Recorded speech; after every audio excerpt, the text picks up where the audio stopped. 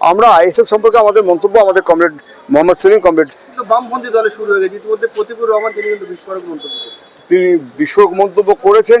রাজ্য কমিটির সদস্য তিনি দায়িত্বের জায়গায় ছিলেন। তিনি কি করলেন সেটা আমরা প্রশ্ন তুলছি, আমরাও প্রশ্ন তুলব। উনি তো আমাদের নেতা, উনি যা যা মন্তব্য করলেন তার কৈফিয়ত আমাদের কাছে ওনাকে দিতে হবে। উনি মিডিয়াতে মন্তব্য করেছেন, উনি ভেতরে মন্তব্য করে আমরা জানতে পারতাম, কেননা পার্টির যে স্তরে উনি মন্তব্য করবেন আমরা অবধি আসবে সেই ওনার বিস্ফোরক বক্তব্যগুলো, সেগুলো আমরা জানতে পারতাম। কমরেড মোহাম্মদ সেলিম আমাদের পার্টির রাজ্য সম্পাদক, আমাদের পার্টির প্রবীণ নেতা যারা রয়েছেন, সূর্যকান্ত মিশ্র, সুজন চক্রবর্তী, কমরেড বিমান বসু অবধি সবার সঙ্গে সবাই আলোচনা করতে তো খোলা ছিল। রাজ্য কমিটির অফিস তো বন্ধ হয়ে যায়নি প্রতিকুরের সামনে, জেলা কমিটির অফিসে বন্ধ হয়ে যায়নি।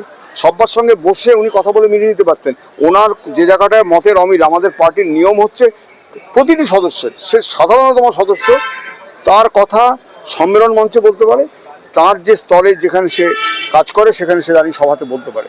সেই সুযোগ প্রতিকুর রহমান গ্রহণ না করলে কি করা যাবে? আপনারা তো নিজেই খবর করেছিলেন যে উনি অনেকদিন রাজ্য কমিটির মিটিংয়ে যাননি, সেক্ষেত্রে চান্স মিস করেছেন। এখন কি করবেন সেটা সম্পূর্ণ ওনার বিষয়। উনি ক্যাপ্টেনকে দোষ দিচ্ছেন, অর্থাৎ মোহাম্মদ সেলিমকে।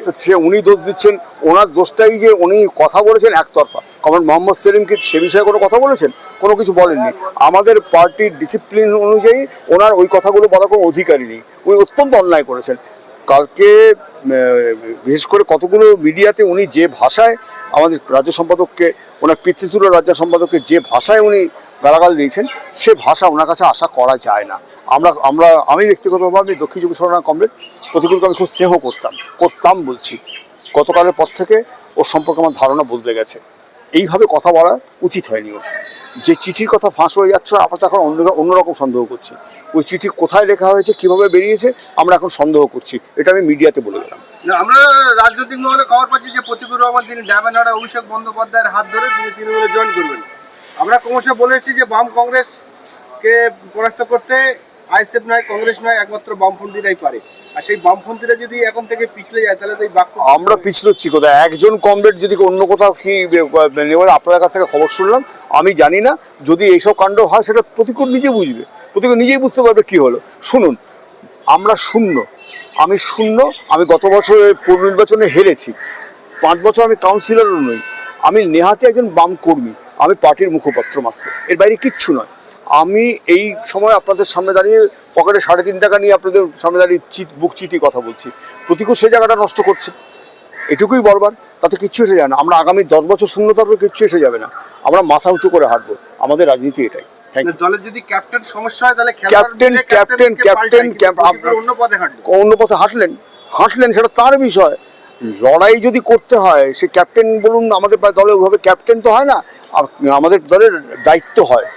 রাজ্য সম্পাদকের দায়িত্বে যিনি আছেন তার সঙ্গে সংঘাতনা হতেই পারে, মতের অমিল হতেই পারে, 30টা অমিলের জায়গায় থাকতে পারে। 30 বার উনি বৈঠক করতেই পারতেন। উনি রাজ্য কমিটির একজন সদস্য, উনি সাধারণ কোনো কর্মী নন।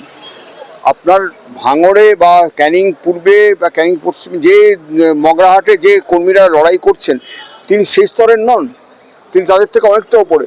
সেই স্তরে অতিক্রম করে 27 বছর বয়সে উনি রাজ্য কমিটির সদস্য হয়েছিলেন, অনেক সুযোগ পেয়েছেন। সে সুযোগ সদ্ব্যবহার করার জায়গায় উনি ছিলেন না, সেটা প্রমাণিত হয়ে গেল। শেষমেশ একটা প্রশ্ন করবো, শেষ প্রশ্ন যে আইএসএফ এর বিধায়ক নওশাদ সিদ্দিকী আপনাদেরকে চিঠি দিয়েছেন আপনাদের বামফ্রন্টের চেয়ারম্যান বিমান বসুকে চিঠি দিয়েছেন। তো তারা জোট করতে আগ্রহী। আপনি একজন বামফ্রন্ট সৈনিক হিসেবে কি মনে করেন যে আইএসএফ এর সাথে জোট করা উচিত? দেখুন, আগে নওশাদ সিদ্দিকী আমাদের সঙ্গে জোট সঙ্গী ছিলেন। মাঝখানে ওই লোকসভা নির্বাচনে ডায়মন্ড হারবারে উনি একার জোরেই লড়েছিলেন। তারপরে কী হয়েছিল সবাই জানে। চিঠিটা এসছে, চিঠি দেওয়া মানে তো জোট হয়ে যাওয়া নয়। চিঠিটা দিয়েছেন, বামফ্রন্টে আলোচনা হবে।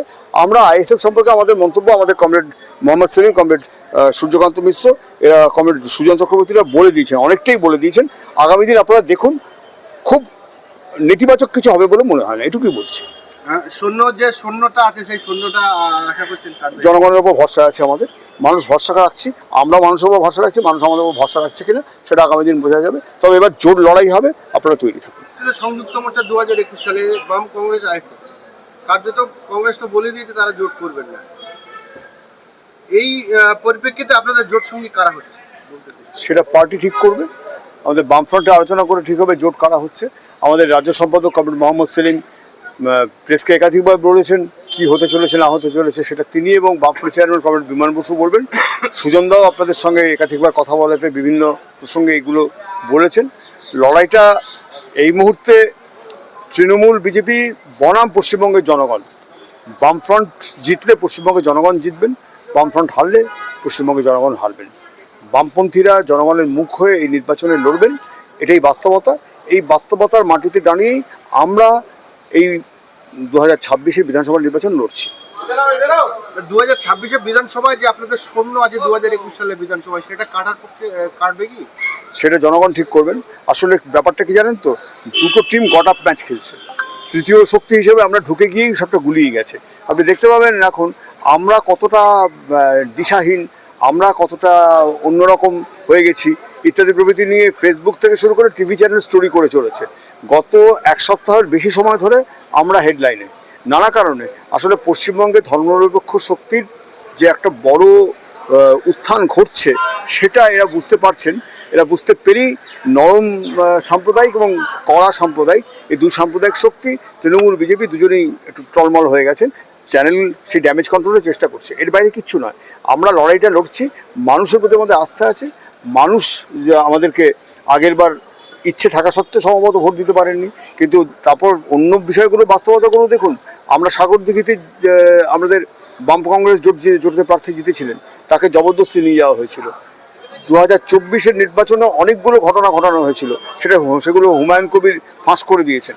সমস্যার জায়গা সেটা হচ্ছে কি, যে তাসগুলো খেলা হচ্ছিল সেই তাসগুলো কোনোটাই এবার কাজে লাগছে না। কাজে আমাদের বিশ্বাস যে সাম্প্রদায়িক শক্তি এবং ধান্দাবাজ দুর্নীতিগ্রস্তরা এবারের ভোটে পরাজিত হবে। 34 বছর ক্ষমতা ছিলেন পশ্চিমবাংলায় আপনারা, বর্তমানে বিধানসভায় শূন্য, রাজ্যসভায় এবারে শূন্য হয়ে যাবে যা পরিস্থিতি, এই যে পরিস্থিতিটা আপনারা কেমনভাবে মন্তব্য করতে পারছেন? শুনুন, আমরা পার্লামেন্টে ঢোকবার জন্য রাজনীতি করি না। পার্লামেন্টের ডেমোক্রেসি আমাদের কাছে একটা লড়াইয়ের অস্ত্র, লড়াইয়ের কায়দা। সেই কৌশলে একটা সময় আসে যে সেটা নিয়ে একটু সমস্যা তৈরি হতেই পারে, কিন্তু আমাদের কাছে মূল লড়াইটা রাস্তার লড়াই। সেই লড়াইটা তো আমরা আছি, থাকবো, আগামী দিনেও থাকবো। শুনুন, 34 বছরে সরকারে ছিলাম, সরকারটা চালাবার পরেও চাকরি চুরির অপবাদ জোটেনি। আমাদের নামে চাল কেলেঙ্কারি, তেল কেলেঙ্কারি এগুলো কিছুই নেই। আমাদের যারা নেতৃত্বে ছিলেন তাদের সবাই এখনও লাল সেলাম দেন। আমরা যেটা প্রতি মুহূর্তে তৃণমূল তাই চেষ্টা করছে, বিজেপি চেষ্টা করছে আমাদের কমরেডদেরকে নানাভাবে মনোবল ভেঙে দিয়ে যেভাবে হোক আমাদেরকে একটু দুর্বল করে দিতে, কিন্তু আমাদের কমরেডরা দুর্বল নন। আমি যখন কথা বলছি তখন রাস্তায় নেমে কমরেডরা লড়ছেন, বিভিন্ন গ্রামে গ্রামান্তরে সমস্ত কমরেডরা লড়ছেন। প্রতিটি বুথে আমাদের কমরেডদের লড়াইয়ের মানসিকতা তৈরি। তৃণমূল তাদের নেতারা অধিকাংশ জেলে, ক্ষমতা থাকা অবস্থায় জেলে, এইটাকে আপনারা কেমন? এটা খুব হওয়ারই কথা। সংবিধান মানলে এই সরকারের প্রধান দুজন ব্যক্তিরও জেলে থাকবার কথা। সেটা ওই নরেন্দ্র মোদীর, অমিত শাহকে ম্যানেজ করে এরা জেলের বাইরে আছেন। এরাও যদি আমাদেরকে না জিততে দেওয়ার মূল কারণ হচ্ছে ওই যে সেটিংটা ভেঙে আমরা পাশে ঢুকে গিয়ে জিতে গেলে সরকার করলে এদের দুজনের কপালে দুঃখ আছে। বিজেপির যিনি এখন মুখ বিধানসভায় বিরোধী দলের নেতা, তার কপালে দুঃখ আছে। এই আশঙ্কা থেকে এরা চেষ্টা করছেন যাতে আমরা ক্ষমতায় না আসি, আর যেই আসুক আমরা যাতে যেন না জিতি, সেই চেষ্টাটা এরা সর্বাত্মকভাবে করছেন। এবং তার জন্য কোটি কোটি টাকা ঢালা হচ্ছে নির্দিষ্টভাবে। যা রিস্ক ড্যামেজ কন্ট্রোল করার জন্য এরা যা খেলছেন সেই নজিরবিহীন ঘটনা। কোনোদিন অন্তর্তদন্ত যদি আপনারা নামেন, আপনারা নিজেরাই দেখতে পাবেন।